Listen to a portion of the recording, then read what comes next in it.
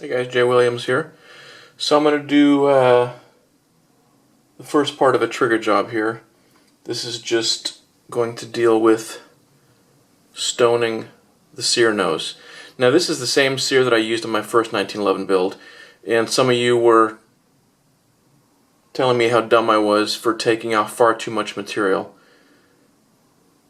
And really all I did was take off enough to get an even surface across there. And yet some of you were confident that the dimension from the center of this, the pivot point to the nose, was far too short now. So what I've got here is something I talked a little bit about in the video that I made about the angle of this Sear nose here, whether it's positive angle or negative angle. I talked about what's ideal really is if this surface is curved so that it would circumscribe the radius between this pivot point and as that nose travels along an arc. So this should be curved, and that's what this is. This is called a true radius jig, and what you do is you take this pin,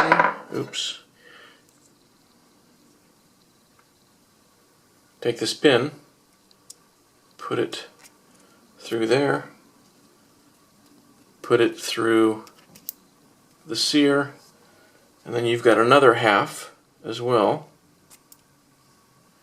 And if you see those numbers there, the distance from the center to here, 402 thousandths, or let's see, trying to read it around the camera.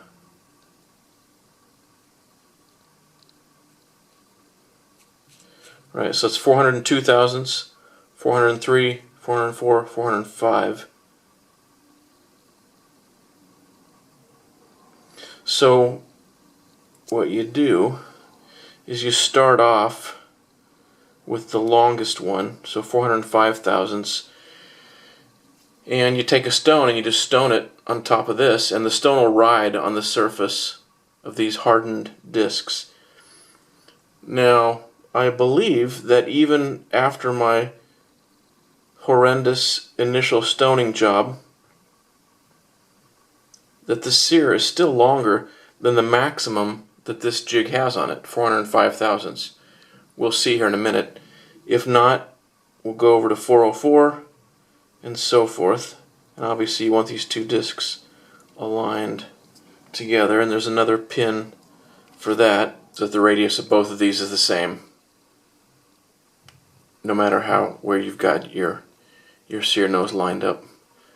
This second pin, make sure that they're both 402 thousandths or 403 or whatnot, rather than spun to different dimensions. So I'll put this in the vise. I'm going to start out, so that's 405, 404, so yeah, 403, 402. We'll start out at 405. We'll go for the longest dimension. And then what you do, if your Sear gets worn, you put it back in this jig, and you'd come around and you'd stone it at 404 next time around, and so on and so forth. So you can do several Sear jobs with one Sear using this jig, and your Sear can last as long as possible that way. So let's get it in the vise and give it a try. So what we'll start out doing, we'll just put ink on here. And like I said, these discs are hardened. So we'll just stone it until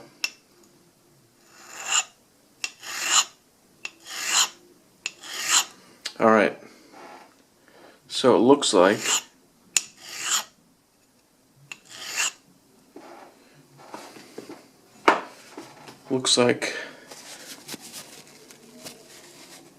we're just barely taking some material off there. So the dimension to which I stoned it initially was maybe just right about the maximum dimension of this jig. So let's scoot that around a little bit to the next one.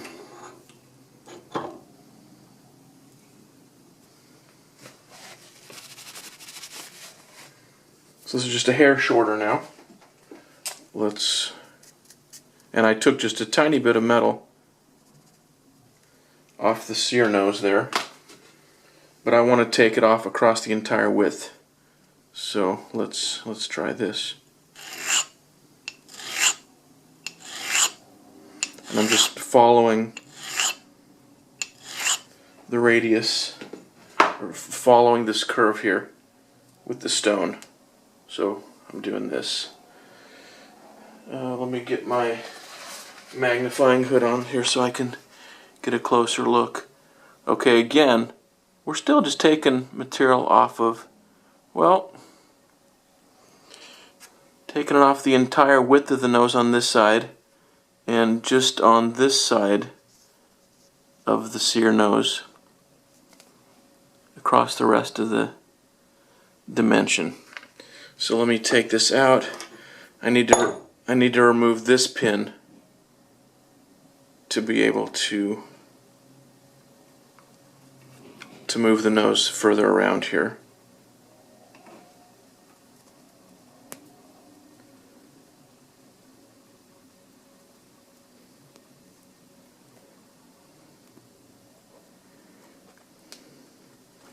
So that's out.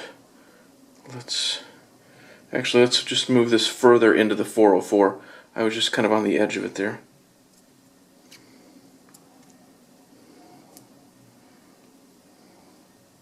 So we're still in the 404 thousandths quadrant here. Just instead of over in this part of the 404, we're closer to this. I'm not sure if this is a constant, gradually decreasing radius. Let's assume it is. And we'll just try here.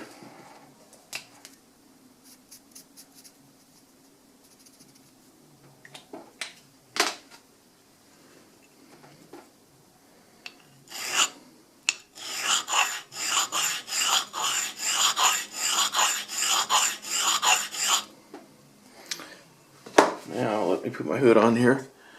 Alright, now we're taking off material all the way across there.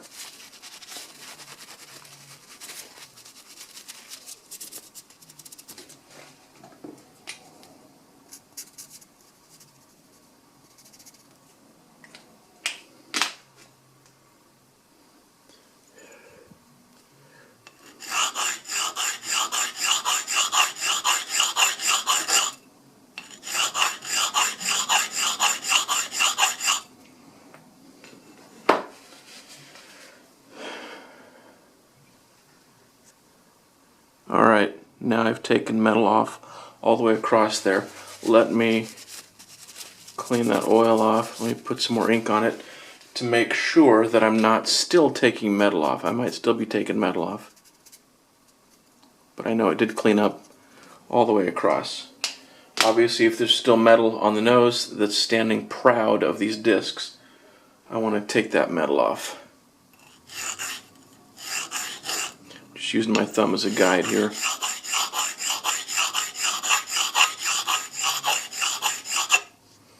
Okay, I'm still taking metal off there. So actually maybe I could have left it a little further around this way, but that's alright.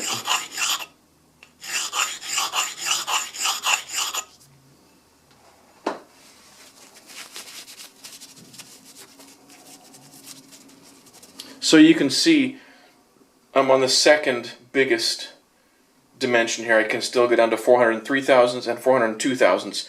So there's plenty of meat left on the sear. Plenty of meat left on it. So I did not take it down too far when I did the trigger job on my last build. Contrary to what some of you so harshly accused me of. I'm kind of giving you a hard time, but certainly you can't tell that unless you measure it. You can't just look at a video and say, oh, you took off too much. And clearly, I did not. Nope, still taking metal off.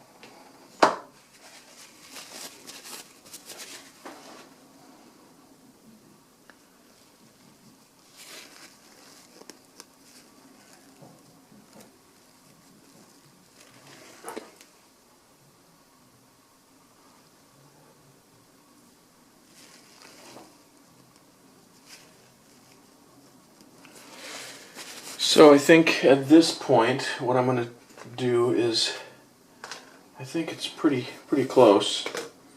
I'm going to use this ceramic stone.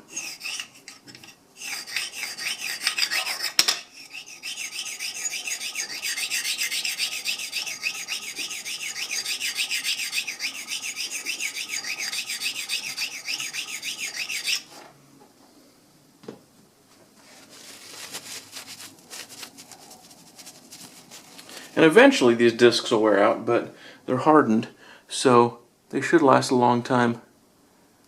Boy,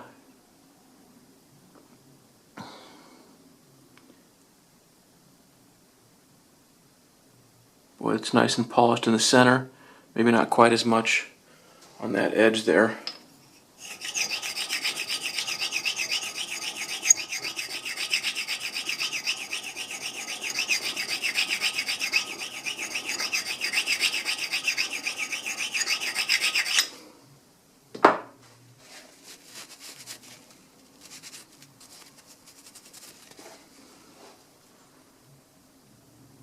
But it's a nice surface all the way across there. And I'm trying to get down at an angle here so I can look straight across.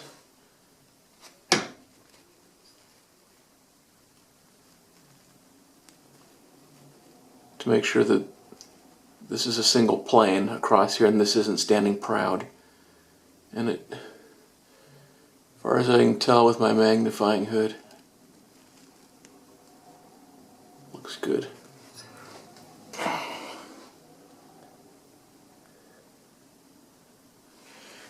Maybe just a little more polishing on that left side there.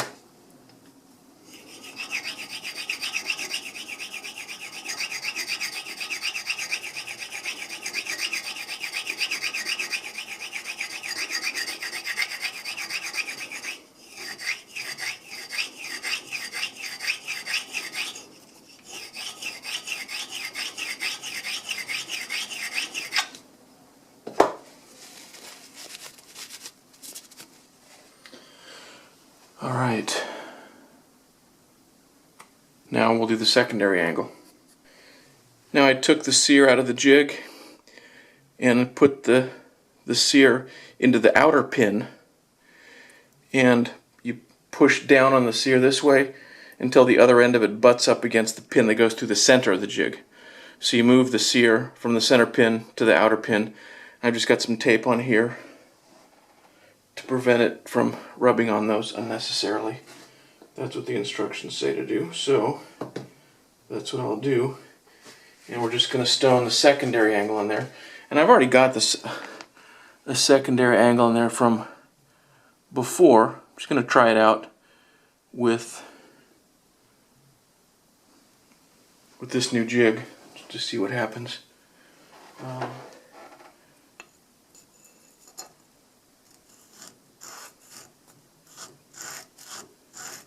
Yeah, and the stone here is sliding easily across that tape.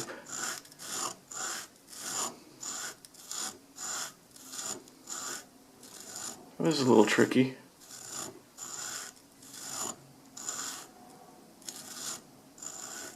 Just trying to keep it level.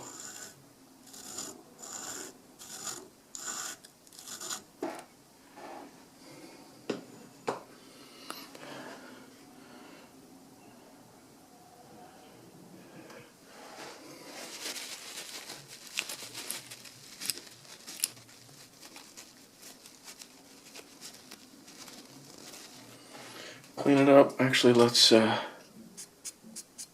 put some Sharpie on there and run this over a couple more times to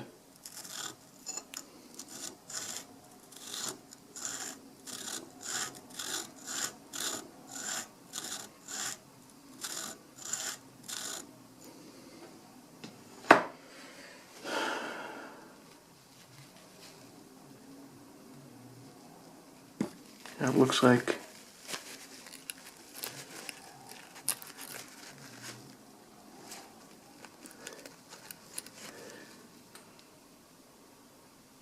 I think that's plenty. So So what I'm going to do now is just round over slightly the transition between the primary angle and the secondary angle. I think that's probably just fine.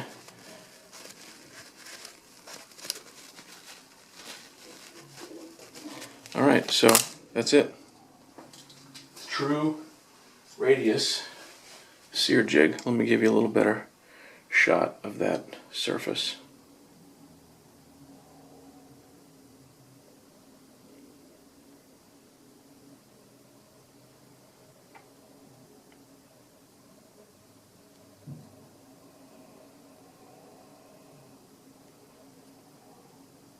So this is my first time assembling this gun completely.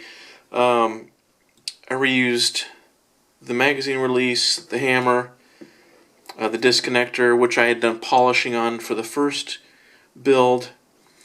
I'm using some different grips on this one. I'm going to paint it black, and I still need to fit the sights. I think fitting the sights is about all I need to do still. I had to do some trimming on the top of the trigger to get it to fit into this frame. And I ran a bunch of snap caps through it. And feed's fine, eject's fine. And of course, what you all want to know,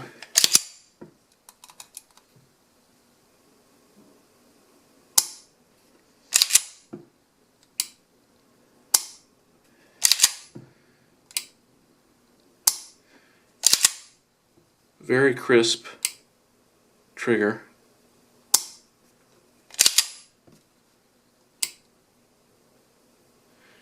Short, crisp reset.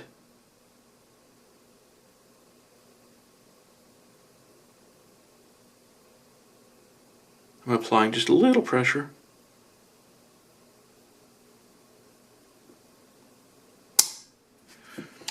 Not sure if there's any creep there or not. I was trying really hard to feel it. If I try super hard, I may feel just a tiny bit of creep. So maybe I'll put a little bigger secondary angle on it. Unless you try really, really, really hard, you don't feel any creep.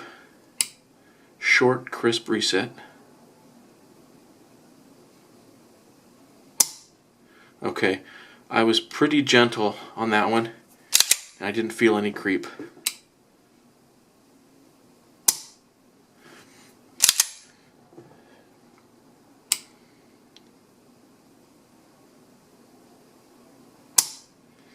Unless you're super, super sensitive to creep, you won't feel any creep. But it wouldn't be hard to increase that secondary angle, the width of it, the distance that it goes, that it takes away, the amount that it takes away from the primary surface, and get rid of that creep.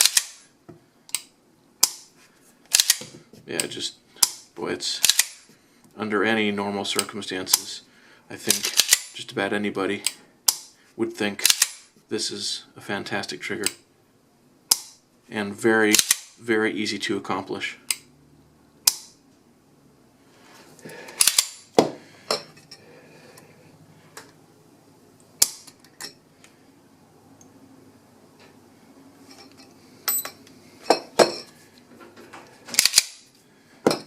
Okay, I'm leaving. Love you. Bye. Bye. Okay, you're going to be on YouTube for thousands of gun lovers to listen to. I'm sorry. I'm sorry, Paul, but I won't listen to that. 3 pounds, 3 ounces.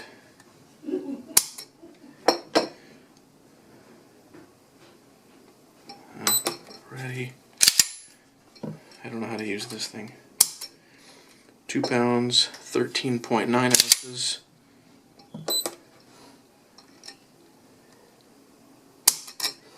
£2, 13.3 ounces. 2 pounds, 14 0.7 ounces. Oops.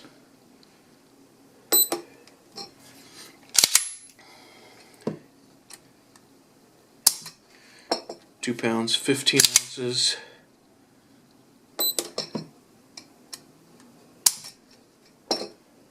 2 pounds, 14.6 ounces. 2 pounds, 14.9 ounces.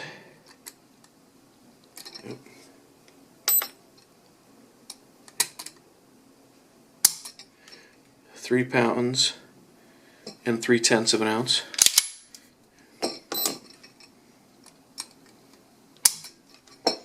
3 pounds, 1.7 ounces.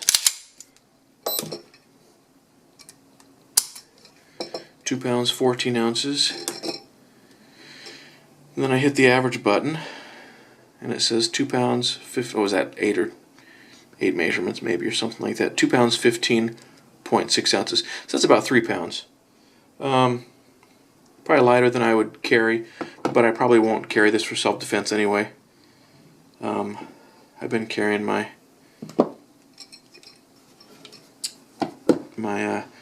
Walther PPQ for the last few years and really like that. So, anywho, it's about a 3-pound trigger. So, super easy to get a great trigger. A little polishing of some different parts and a jig, and you can do a trigger job.